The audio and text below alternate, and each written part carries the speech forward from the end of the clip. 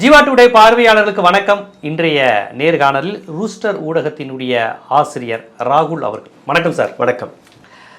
இப்போ பாஜகவில் பார்த்தீங்கன்னா அமர் பிரசாத் ரெட்டி கைது மாதிரியான விஷயங்கள் நடக்குது. ஒரு பக்கம் கௌதமி விலகல், அவங்க யார் மீதோ ஒரு குற்றச்சாட்டு வைக்கிறாங்க. இந்த இஷ்யூஸ்லாம் போய்கிட்டு இருக்கும்போது அண்ணாமலை அவர்கள் என்ன சொல்கிறாங்க, திமுக எங்களை ஒடுக்க பார்க்குது, இந்த மாதிரி எங்களை இது பண்ண பார்க்குது, இதை விசாரிக்க நாங்கள் நட்டா தலைமையிலேருந்து 4 பேர் குழு வரப்போகிறோங்க, வந்து திமுகவினுடைய பழிவாங்க முயற்சி குறித்து நாங்கள் ஆராய்ச்சி செஞ்சு அங்கே டெல்லியில் அனுப்ப போகிறோம் அப்படிங்கிறாங்க. திமுக ஒரு திட்டமிட்டு பாஜகவை ஒடுக்குவதற்காக நடவடிக்கை எடுக்குது அப்படிங்கிற அந்த வாதம் எடுபடுமா? இப்போ அமர் பிரசாத் ரெட்டியினுடைய கைதுனால என்ன தாக்கம் பாஜகவில் வரும்னு எதிர்பார்க்குறீங்க? ஃபர்ஸ்ட் ஆஃப் ஆல் ஒரு கேள்வி நீங்கள் பாருங்கள், who is Nadda and who is Annamalai? ஒரு கட்சியின் தலைவர், கரெக்டாக? தமிழ்நாட்டு BJP president Annamalai, national BJP president Nadda. But Nadda அவர்கள் பார்லிமெண்ட்டுக்குள்ளே போகிறாரு, பார்லிமெண்ட் செஷனும் போது. அதே போன்று இன்றைக்கி அண்ணாமலை என்ன சொல்கிறாருன்னா, நட்டா அவர்களுடைய தலைமையில் ஒரு விசாரணை கமிஷனை நாங்கள் போடுறோம். Then what is the use of home ministry? Amit Shah எதற்காக இருக்கிறார், சரியா? அண்ட் அண்ணாமலையை பொறுத்தவரையில் he is a well educated ex IPS officer, service record இருக்குது. இன்னும் சொல்ல போனால் ஒரு சில இன்டர்வியூவில் நான் பார்த்தேன், வெளிநாட்டுக்கெல்லாம் போய் நாங்கள் கிரிமினல்லாம் பிடிச்சிட்டு வந்தோம், கிரிமினல் என்ன பார்த்து நீங்கள் தான் அண்ணாமலைன்னு கேட்ட அந்த இதெல்லாம் நீங்கள் பார்த்துருப்பீங்க. So he's as per him he is very talented. தன்னோட வீட்டுக்கு எதிரில் ஒரு கொடிக்கம்பம் இருக்குது, அந்த கொடிக்கம்பத்தில் கொடியே இல்லை. டிஎம்கே போய் நைட்டு 2 மணிக்கு அதை அகற்றியிருக்காருங்க அப்படின்னு ஒரு குற்றச்சாட்டு எடுத்து வைக்கிறாங்க. ஃபர்ஸ்ட் ஆஃப் ஆல் நீங்கள் அதற்கான பெர்மிஷன் வாங்கினீங்களா அப்படி நீங்கள் பார்த்தீங்கன்னா பல்வேறு இடங்களில் டிஎம்கேயில் இருக்கக்கூடிய நபர்களும் ஏடிஎம்கேயில் இருக்கக்கூடிய நபர்களும் சில இடங்களில் நீங்கள் பார்த்தீங்கன்னா எந்த விதமான பெர்மிஷன் இல்லாமல் கொடிக்கம்பத்தை நட்டுருவாங்க. பட் இந்த இடத்துல நீங்கள் பார்த்தீங்கன்னா you being an IPS officer, நீங்கள் ஒரு அரசியல் கட்சியுடைய தலைமை பதவியில் இருக்கும்போது உங்கள் அக்கம் பக்கத்தில் இருக்கக்கூடிய கம்பங்களாக இருக்கட்டும் இல்லை வேறு எந்த விஷயமாக இருக்கட்டும், you have to be sure. நீங்கள் ஒரு எக்ஸாம்பிளை செட் பண்ணுறீங்க. பட் இதே கேள்வி நீங்கள் அங்கே கேட்டிங்கன்னா அவர் என்ன சொல்கிறாருன்னா, நான் 10,000 கொடிக்கம்பங்களை நடப்போகிறேன். He should have said as I agree, இங்கே நாங்கள் பெர்மிஷன் வாங்கலை, தெரியாமல் நடந்துருச்சு. நெக்ஸ்ட் நான் 10,000 இடத்திற்கு நான் பெர்மிஷன் கேட்டு நான் மனு போட போகிறேன், நீங்கள் அதற்கான மனுக்கு அக்செப்டன்ஸ் கொடுங்க. அண்ட் அந்த மாதிரி அந்த ஸ்டேட்மெண்ட் வந்துருந்துச்சுன்னா அது வேறு விஷயம். பட் இங்கே being an X IPS officer, ஒரு கட்சியின் தலைவராக இருந்து நீங்கள் சட்டத்தை மீறுவதற்கான ஒரு எக்ஸாம்பிளை நீங்கள் செட் செய்கிறீங்க. எவ்வளோ பெரிய விஷயம்னு நீங்கள் பாருங்கள், ரைட்? அதே நேரத்தில் அமர் பிரசாத் ரெட்டி, ரைட், அவர் போய் ஜேசிபியை போய் சேதப்படுத்துகிறாரு. அங்கே இருக்கக்கூடிய மற்ற நபர்கள். இங்கே 2 விஷயத்தை நீங்கள் பார்க்கணும். இரவு 2 மணிக்கு இந்த ஆக்ஷன் எடுக்கப்பட்டது. அதற்கான லா அண்ட் ஆர்டர் சிச்சுவேஷனும் ஒரு காரணம். ஏன்னா பகல் நேரத்தில் நீங்கள் போய் அங்கே எந்த விஷயத்த பண்ணிங்கன்னா கூட தொண்டர்கள் போய் கூச்சல் போடுவாங்க. அங்கே லா அண்ட் ஆர்டர் சிச்சுவேஷன் வந்திருக்கலாம், அதனால் இது 2 மணிக்கு பண்ணியிருக்கலாம்.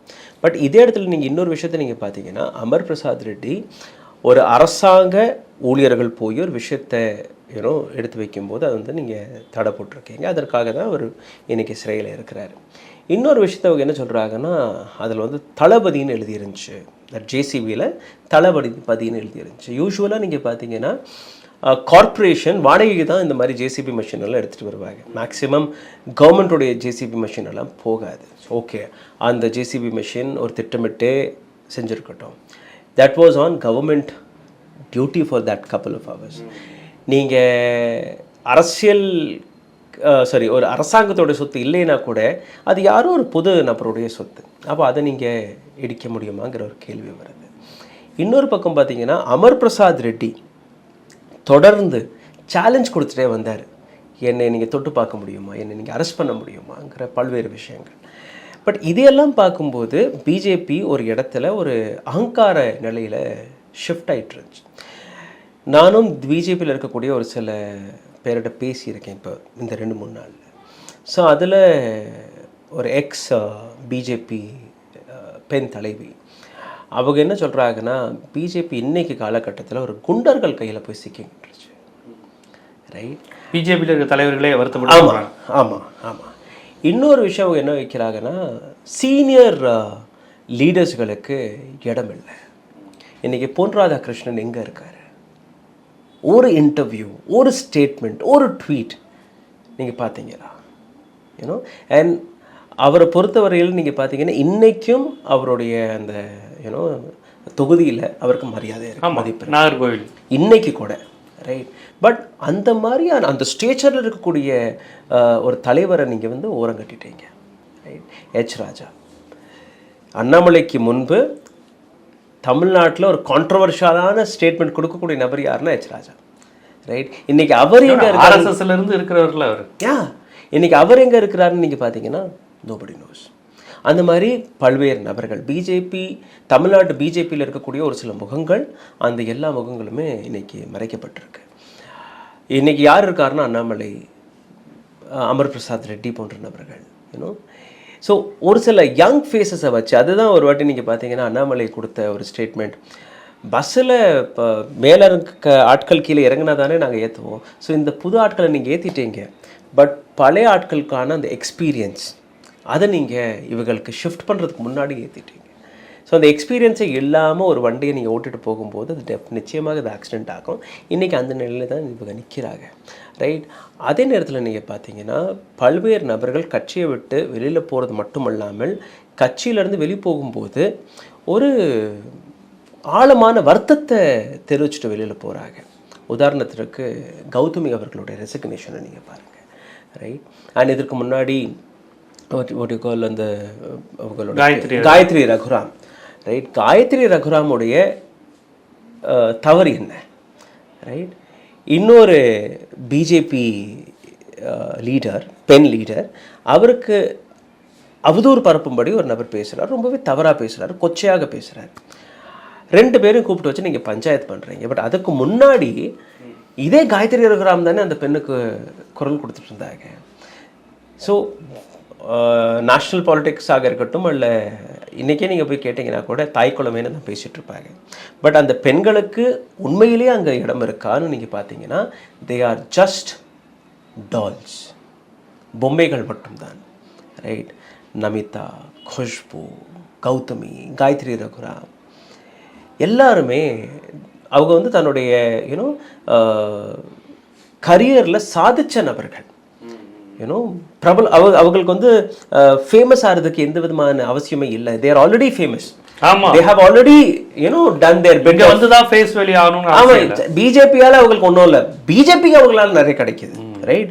ஒரு கூட்டத்தை கேதர் பண்ணணும்னா நமிதா நின்னா போதும், குஷ்பு நின்னா போதும். That is what they do, right? BJP வந்து ஒரு ஒரு ஒரு 2-3 வருஷத்துக்கு முன்னாடி நீங்கள் பார்த்தீங்கன்னா ஒரு மூமெண்ட்டை நடத்தினாங்க. அது என்ன மூமெண்ட்னா, பிஜேபியில் இருக்கக்கூடிய மூத்த தலைவர்கள் ஒவ்வொரு நபருக்கும் ஒரு யூனோ ஸ்ட்ராட்டஜி செட் செய்யப்பட்டது. நீங்கள் இத்தனை நபர்களை போய் சந்திக்கணும், சந்திச்சுட்டு ஒன்றுமே இல்லை, அவங்க சேர்றாங்க சேரல, அது வேறு விஷயம். பட் அந்த ஃபோட்டோவை எடுத்து நீங்கள் பப்ளிஷ் பண்ணணும், ரைட்? அதில் தோனியோடையும் ஃபோட்டோ எடுக்கப்பட்டது, ரஜினிகாந்தோடைய, சரியா? கங்கைமரன் போய் பார்த்துட்டு வந்தாரு, அவர் ஆதரிக்கிறாருன்னு சொல்லிட்டாரு, சொல்லி சொன்னார். ஹவு பியூட்டிஃபுல்லி தே நரேட்டட் தி ஸ்டோரின்னு நீங்கள் பாருங்கள். ஒரு தலைவர் அங்கே போய் சந்திக்கிறாரு, ஒரு புஸ்தகத்தை கொடுக்குறாரு, ஒரு ஃபோட்டோ எடுத்துக்கிறாங்க, அந்த ஃபோட்டோ சோஷியல் மீடியாவில் வருது. அடுத்த நிமிஷமே நீங்கள் பார்க்குறீங்கன்னா ஹீ சப்போர்ட்டட் பிஜேபிங்கிற ஒரு கதை வெளியில் வருது, ரைட்? ஸோ இந்த மாதிரியான விஷயங்களை நீங்கள் எடுத்து பார்க்கும்போது பிஜேபி உண்மையிலே பெண்களுக்கான அந்த மரியாதையை கொடுக்குறதா, அந்த பாதுகாப்பை கொடுக்குறதா என்ன இல்லை. குஷ்பு விஷயத்தை எடுத்துக்கிட்டிங்கன்னா மேடை போட்டு டிஎம்கேலேருந்து ஒரு நபர் தவறாக பேசினார், பிஜேபியிலேருந்து யாருமே குரல் கொடுக்கல. They were just giving statements, you know. நீங்கள் போய் குஷ்பு சுந்தருக்காக அவர் கூட்டிகிட்டு போய் நீங்கள் கம்ப்ளைண்ட் பண்ணியிருக்கலாம், மற்ற விஷயங்கள் பண்ணியிருக்கலாம், பட் எதுவுமே பண்ணலை. யார் அவருக்கு வெளிப்படையாக சப்போர்ட் பண்ணதுன்னா இதே டிஎம்கேவை சார்ந்த கனிமொழி. She said sorry. ஆமாம். ஸோ இந்தியா டுடே குரூப்புக்காக அந்த சுச்சுவேஷனில் நான் அவர் இன்டர்வியூ எடுக்கும்போது she her self accepted this. It is there online. என்னுடைய வீடியோ இன்டர்வியூ குஷ்போடு இருக்குது. It was for Lallantop India Today குரூப்புக்கு. அப்போ she her self said, I'm so thankful and grateful for Kanimoli that she at least called me and said sorry. எவ்வளோ பெரிய விஷயம்னு நீங்கள் பாருங்கள். அதே பெண் தலைவர் லீடர்ஸ் பிஜேபியில் இருந்தாங்க இல்லையா, கௌதமியே அங்கே இருந்தாங்களே இல்லையா, இன்றைக்கி வெளியில் நீங்கள் போகிறீங்க, அன்னைக்கு நீங்க குரல் கொடுக்காததுனால தானே இன்னைக்கு உங்களுக்கு ஆமாம் எவ்வளோ விஷயம் நடந்தது. ஏங்க மல்யுத்த வீராங்கனைகள் எஸ் பிரின்ஸ் பூஷன் அவர் மீது வந்தப்பெல்லாம் குஷ்பு என்ன பண்ணாங்க, கௌதமி என்ன பண்ணாங்க, பிஜேபியினுடைய அனதர் விமன் லீடர்ஸ் எல்லாருமே அமைதியாக தானே இருந்தாங்க. தமிழ்நாட்டில் பிடி உஷாவை பேசினாங்களே, எஸ் பிடி உஷா எவ்வளோ மரியாதைக்குரியவங்க, நம்ம இந்தியா லெவலில் அவங்கள எவ்வளோ பெரிய ஆளாக பார்த்தோம். அவங்களே பிஜேபி அப்பீஸ் பண்ணுற மாதிரி தானே பேசுனாங்க. இங்கே நம்ம கலாக்ஷேத்ரா இஷ்யூ ஆமாம், குஷ்பு சுந்தர் வீட்டில் இருந்து கலாக்ஷேத்ரா இஸ் ஹார்ட்லி 2 kilometers. போனாங்களான்னு நீங்கள் பார்த்தீங்கன்னா கிடையாது. Right, Gautami she was been into cinema review கமிட்டியில் ஹெட்டாக இருக்கிறாங்க. ரைட், சென்சர் போர்டில் இருக்கிறாங்க. எத்தனையோ படங்களுக்கான கண்ட்ரோல் அவர்கள் கையில் இருக்குது. எங்கேயுமே அவர் பேசலையே. ஸோ இந்த சிச்சுவேஷனை நீங்கள் பார்த்தீங்கன்னா அமர் பிரசாத் ரெட்டியாக இருக்கட்டும் இல்லை கௌதமியாக இருக்கட்டும், தன்னுடைய லாபத்தை மட்டும்தான் அவங்க பார்த்துட்டு இருந்தாங்களே ஒழிய தான் எப்படி ஃபேமஸ் ஆகிறது. அமர் பிரசாத் ரெட்டி நீங்கள் செஸ் ஒலிம்பிக்ஸ் போது பார்த்தீங்கன்னா பிஜேபி சார்பாக எந்த விதமான போராட்டங்களோ எந்த விதமான எதிர்ப்போ வரல.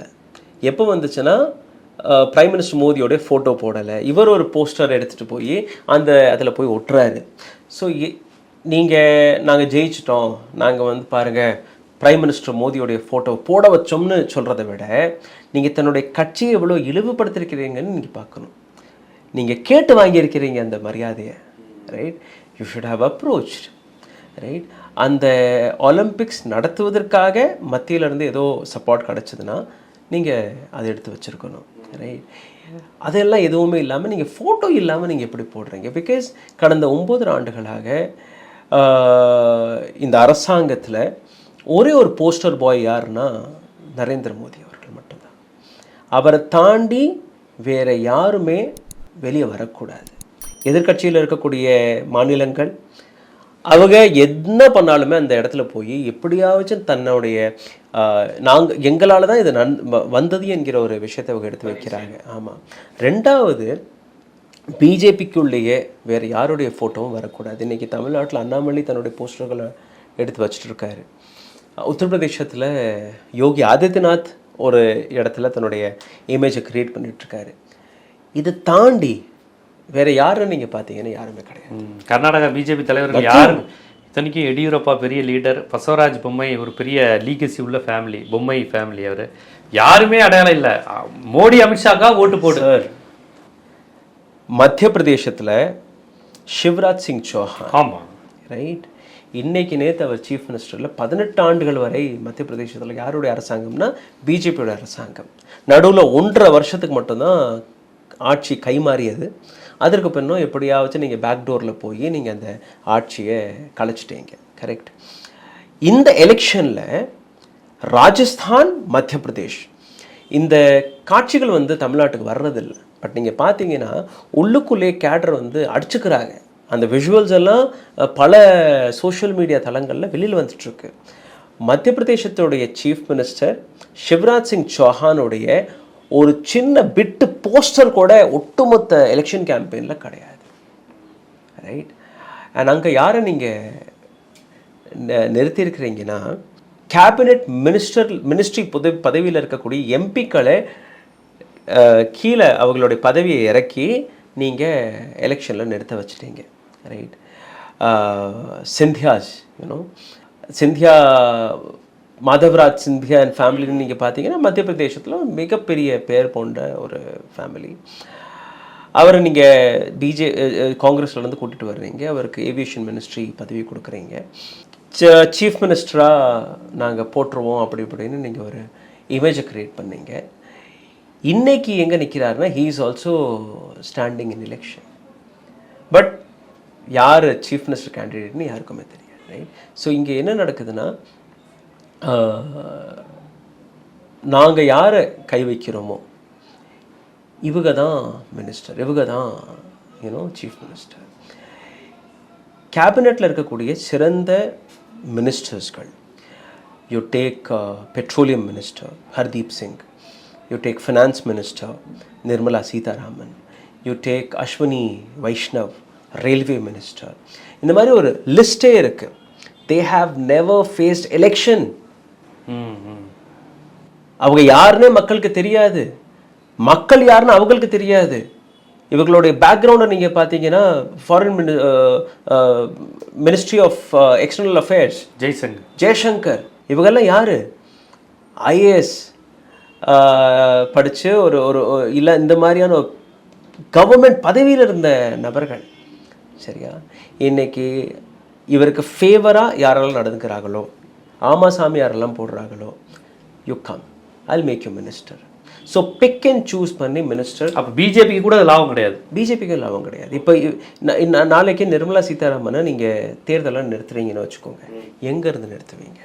Has she have any experience of going in between people? vote எப்படி கேட்குறது, மேடையில் எப்படி பேசுறது நமக்கு தெரியுமா? எஸ், டெஃபினெட்லி ஒரு எஜுகேட்டட் மினிஸ்ட்ரி நமக்கு தேவை. And we have wonderful ministers, அதில் மாற்றுக்கிறது கிடையாது.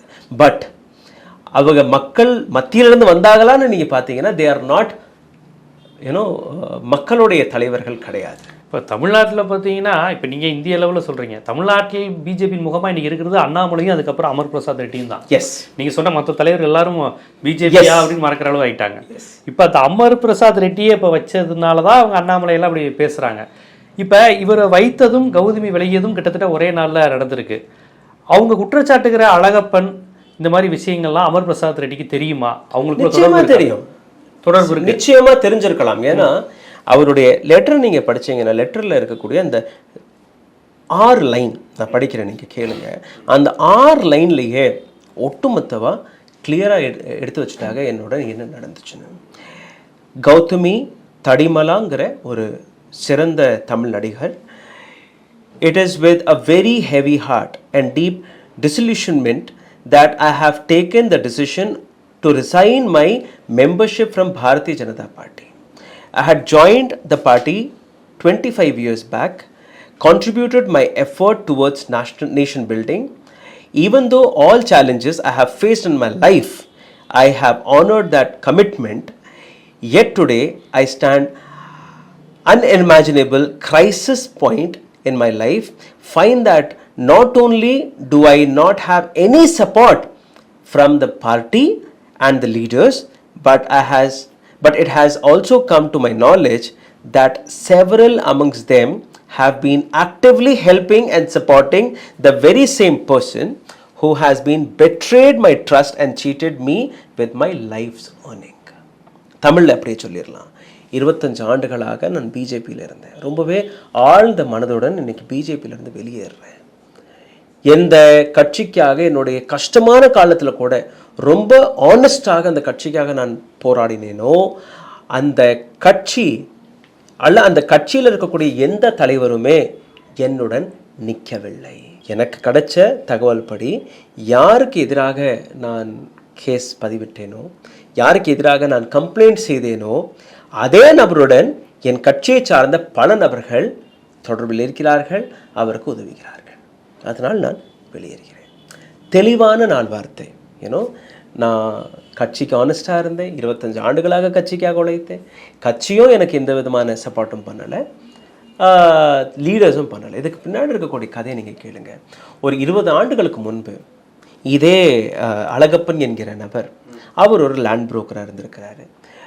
ஒரு 20 இயர்ஸ்க்கு முன்னாடி நீங்கள் பார்த்தீங்கன்னா டெஃபினட்டாக கௌதமி அவர்கள் கொடிகட்டி பறந்த ஒரு காலகட்டம். தமிழ் இண்டஸ்ட்ரியில் ஒரு சிறந்த நடிகை.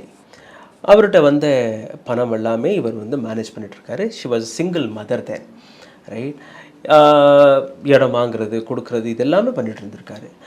அந்த பணத்தை வச்சு இவரும் தன்னுடைய வாழ்க்கையை உயர்த்திக்கிறாரு. இன்றைக்கி பார்த்தீங்கன்னா ஒரு மிகப்பெரிய பில்டர்ஸ்களாக அந்த லிஸ்ட்டில் இவரும் இருக்கிறாரு. காலப்போக்கில் என்ன ஆகுதுன்னா, இவர் அந்த கொடுக்கல் வாங்கல் இருக்கும்போது கௌதமி இவருக்கு ஒரு சில லேண்டுக்கான ஒரு sale deal, not sale deal, power of attorney எழுதி கொடுத்துட்றாரு.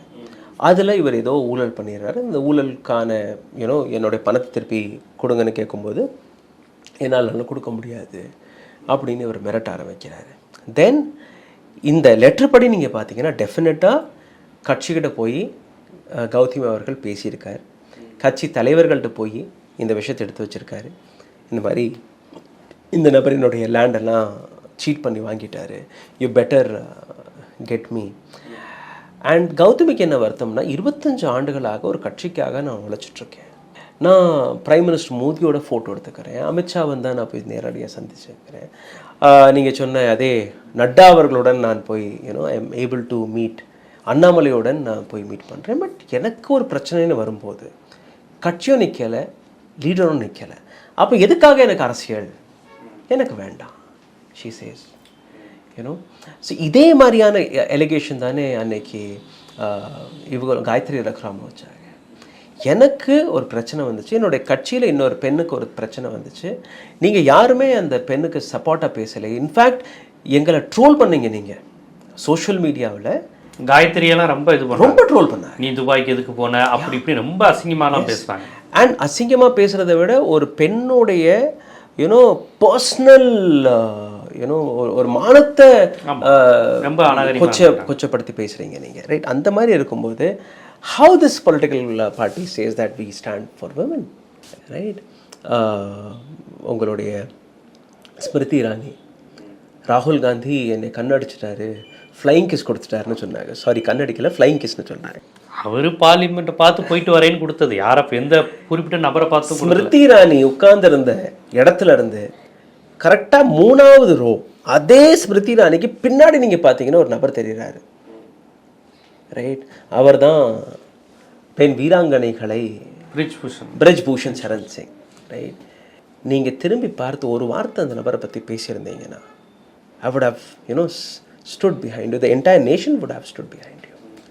You would have questioned Rahul Gandhi. Okay, நீங்கள் லீடராக இருக்கலாம், பட் யூ cannot, பட் அது நடக்கலை. ஐம் ஜஸ்ட் சேயிங், தன்னுடைய கட்சியில் இருக்கக்கூடிய நபர் ஒரு பெண்களை பற்றி தவறாக பேசினது மட்டும் இல்லாமல் நடந்து கொள்ளக்கூடிய நபர், அவருக்கு நீங்கள் சப்போர்ட் பண்ணிகிட்ருக்கீங்க. பட் எதுவுமே நடக்காத விஷயத்திற்கு நீங்கள் இவ்வளோ கூச்சல் போடுறீங்க. ஸோ அங்கே அங்கே இருக்கக்கூடிய பெண்களும் அப்படியே ஊறிட்டாங்க. நாங்கள் சத்தம் போட்டால் நாங்கள் உண்மை பேசுகிறோம்னு மக்கள் நம்புவாங்க.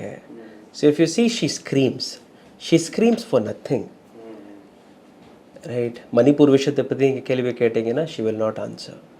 பெண்களை பற்றி நீங்கள் கேள்வி கேட்டிங்கன்னா she will not answer. மணிப்பூரில் நிர்வாணமாக 3 பெண்களை நடக்க வச்சாங்க, அதை பற்றி கேட்கும்போது ராஜஸ்தானில் எப்படி நடந்துச்சு, அங்கே எப்படி நடந்துச்சு, தமிழ்நாட்டில் ஜெயலலிதாவுக்கு என்ன நடந்துச்சு 89ல் அப்படின்னு சம்மந்தமே இல்லாமல், that is history, yes we know. அப்படி அங்கே தவறு நடக்கும்போது அங்கே இருக்கக்கூடிய போலீஸ் அதற்கான ஆக்ஷன் எடுத்திருக்கு. What you have done? Double engine கி சர்க்கார் உங்களுடைய இதை தான், ரைட்? இன்னைக்கு வர உங்களுடைய கோதி மீடியா கூட அந்த பக்கம் போகலை. They are standing in Israel, not in Palestine, right? So அங்கே போய் அவங்க படம் பிடிச்சிட்ருக்காங்க. இன்றைக்கி பிரைம் மினிஸ்டர் மோடி பார்த்தீங்கன்னா அடுத்தடுத்து 2-3 நாளைக்கு ஒரு வாட்டி ஒரு ட்வீட்டை போட்டுறாரு, நான் இஸ்ரேலுக்கு சப்போர்ட்டில் நிற்கிறேன், இஸ்ரேல் பிரசிடென்ட் ஹமாஸுக்கு சப்போர்ட்டாக பேசுகிறாங்க, எங்களை ரொம்ப நாகரிகமாக நடத்துனாங்கன்னு வீடியோ வெளியாகுது, எங்களை ரொம்ப டீசெண்டாக நடத்துனாங்கன்னு போயிட்டு வரும்போது கட்டி பிடிச்சிட்டு ஹக் பண்ணிட்டு வராங்க ஒரு உள்ளார்ந்த அன்புடன். இல்லை, ஹமாஸை நான் இந்த இடத்துல கொஞ்சம் ஐ வில் நாட் அக்ரி. இல்லை, ஹமாஸ் சப்போர்ட்டுங்கிறத விட எங்களை டீசெண்டாக நடத்துனாங்கிறாங்க. ஒபாமா சொல்கிறாரு, எஸ், இந்த விஷயத்தில் நீங்கள் ரொம்ப ஓவராக தப்பாக பண்ணுறீங்க, கொஞ்சம் இதை ஷார்ட் பண்ணிக்கோங்கன்னு சொல்கிறாரு. ஸோ இந்த இடத்துல நீங்கள் பார்த்தீங்கன்னா ஹமாஸ் ஒரு இவங்களுக்கு உலக நாடுகள் இல்லை ஆங்கில பத்திரிகைகள் வழியாக நீங்கள் பார்த்தீங்கன்னா Hamas is the terrorist organisation. But ஹமாஸை விட்டுருங்க, யார் ஆயுதத்தை கையில் எடுத்தாலும் they are terrorist, whether you're in government or you're an non organisation ஏற்க முடியாது. இல்லை, இப்போ இந்திய கவர்மெண்ட் பார்த்தீங்கன்னா இவ்வளவு ஓப்பனாக இஸ்ரேலுக்கும் அமெரிக்காவுக்கும் சப்போர்ட் பண்ணுறாங்க. பட் அமெரிக்காவில் ரொம்ப வெளிப்படையா இஸ்ரேல் செஞ்சது தப்புன்னு பேசிக்கிட்டு இருக்கிறாங்க. அதுக்கப்புறம் இந்தியாவை யூட்டர்ன் அடிச்சிருச்சு. அமெரிக்கன் பிரசிடென்ட் என்ன சொல்கிறாருன்னா, காசாவை கைப்பற்றுறது ரொம்பவே தவறான விஷயம்னு சொல்கிறீங்க. அடுத்த நாளே இந்தியன் எக்ஸ்டர்னல் மினிஸ்ட்ரி அங்கேருந்து ஒரு ஸ்டேட்மெண்ட் வருது, we stand with our old stand, Palestine, free பாலஸ்தீனுக்காக நாங்கள் சப்போர்ட் பண்ணுறோம். அதுக்கு அடுத்த நாள் நீங்கள் பார்த்தீங்கன்னா பிரைம் மினிஸ்டர் மோடி ஒரு ட்வீட்டை போடுறாரு, தட் வீல் சப்போர்ட் பாலஸ்தீன். நேற்று பார்த்தீங்கன்னா இந்தியாவிலேருந்து ஃப்ளைட் வழியாக அங்கே இருக்கக்கூடிய மக்களுக்கு உணவு, மெடிசின்ஸ், மற்ற விஷயங்கள் எல்லாம் இங்கேருந்து அனுப்பப்படுது, ரைட்? ஸோ இதை எப்படி நீங்கள் பார்ப்பீங்க? So starting from Mahatma Gandhi to Nehru to Indira Gandhi to Vajpayee to even Modi, எல்லாருமே ஒரு பேலன்சிங்கான ஸ்டாண்ட் எடுத்து வச்சுட்டு இருந்தாங்க through out. Because Palestine issue வந்து இன்றைக்கி நேற்று நடந்ததில்ல, 1948 நடக்குது, ரைட்? ஸோ அந்த மாதிரியான விஷயங்களை எடுத்து வைக்கும்போது டெஃபினட்டாக இந்தியா போன்ற நாடுகள், அமெரிக்கா போன்ற நாடுகள் எல்லாருமே ஒரு பேலன்ஸ்டான விஷயத்தை எடுத்து வச்சாங்க. உதாரணத்திற்கு பிரைம் மினிஸ்டர் மோடி இஸ்ரேல் போகும்போது பாலஸ்தீனுக்கு போகலை, மற்ற நாடுகளுக்கு போனார், இஸ்ரேலுக்கு போனார். அதுக்கப்புறம் பாலஸ்தீனுக்கு போகும்போது அவர் இஸ்ரேலுக்கு போகலை, மற்ற நாடுகளுக்கு போனார், ரைட்? ஸோ இது ஒரு பேலன்சிங் ஸ்டாண்ட் தானே. பட் சோஷியல் மீடியாவில் இருக்கக்கூடிய பக்தர்கள் அவர் சொல்லி அடுத்த நிமிஷமே அப்படியே மாறிடுறாங்க, ரைட்? இப்போது எல்லாருமே இப்போ பாலஸ்தீனுக்காக ஆதரவு போஸ்ட் போட்டுட்ருக்காங்க. இதே 10 நாளுக்கு முன்னாடி they all were standing for Israel. So என்ன நடக்குதுன்னா, ஒரு பிஎம்ஓ ஆஃபீஸ்லேருந்து ஒரு டூல் கிட் வெளியில் வருது. அந்த டூல் கிட் பேஸ் பண்ணி தான் எல்லாமே இந்தியன் மீடியாவில், எஸ்பெஷலி கோதி மீடியாவில் இல்லை சோஷியல் மீடியாவில் பரப்பப்படுது. You need to understand this. So there is எதுவும் இயல்பானது அல்ல, எல்லாமே ஃபேப்ரிகேஷன் தான். இப்படி செய்யணும், இப்படி நடக்கணும், இது இன்னைக்கு விவாதமாகணும், இது சர்ச்சையாகணும், எஸ் அப்படி. அதுக்காக உங்களுக்கு ஒரு முகம் தேவை, அந்த முகம் தான் நரேந்திர மோடி. ஸோ அந்த டூல் கிட் தான் இன்றைக்கி நீங்கள் வந்து ஒரே ஒரு போஸ்டர் பாயாக பார்க்குறீங்க. That is what Narendra Modi. ஒரு ஃபேஸை நீங்கள் வந்து ப்ரமோட் பண்ணுறதோ அங்கேருந்து ஒரு இன்ஸ்ட்ரக்ஷனை பரப்புறதோ ஈஸி. அதே மல்டிபிள் ஃபேஸஸாக இருக்கும்போது அந்த ப்ரொபகேண்டாவை நீங்கள் ஈஸியாக பரப்ப முடியாது. அதனால தான் அமர் பிரசாத் போன்ற நபர்கள், அண்ணாமலை போன்ற, அழகப்பன் போன்ற நபர்கள், இது எல்லாமே டைப் இருக்குது அவங்களுக்குள்ள, இல்லாமலாம் இருக்காது. சரி, டைப் இருக்கு இல்லைன்னு நம்ம சொல்ல முடியாது. பட் டெஃபினட்டா கௌதமியோட இஷ்யூ நிச்சயமா இவர்களுக்கு தெரியும், எல்லாருக்குமே தெரியும். தெரியாமலாம் she mention very clearly, neither party neither leaders. Amar பிரசாத்துக்கு தெரியலன்னா கூட அண்ணாமலைக்கு தெரிஞ்சிருக்கும். கண்டிப்பாக இன்று பாஜக எப்படி ஒரு அரசியல் கட்சியாக செயல்படுகிறதா, தன் அரசியல் கட்சி பிரமுகர்களுக்கே எதிராக செயல்படுகிறதா, அது என்ன மாதிரி முகங்களை தனக்கான நபர்களாக தேர்ந்தெடுக்குது, இது பாரம்பரியமான பாஜக தலைவர்களே ஒதுக்குகிறது, இது எப்படி இது வெற்றியை தருமா, இந்த வட இந்தியாவிலிருந்து தென்னிந்தியா வரை இவர்கள் பயன்படுத்துகிற இந்த உருவாக்கங்கள், இந்த பிம்பங்கள், இந்த கான்செப்ட்லாம் எப்படி வெற்றி பெறும், எப்படி அவங்க நோக்கத்தில் பயணித்து கொண்டு இருக்கிறார்கள் என்பதெல்லாம் குறித்து ரொம்ப விரிவான ஒரு அனலைஸை வந்து நம்ம ஜீவா டுடே பார்வையாளருக்கு தந்தீங்க. மிக்க நன்றி. Thank you so much.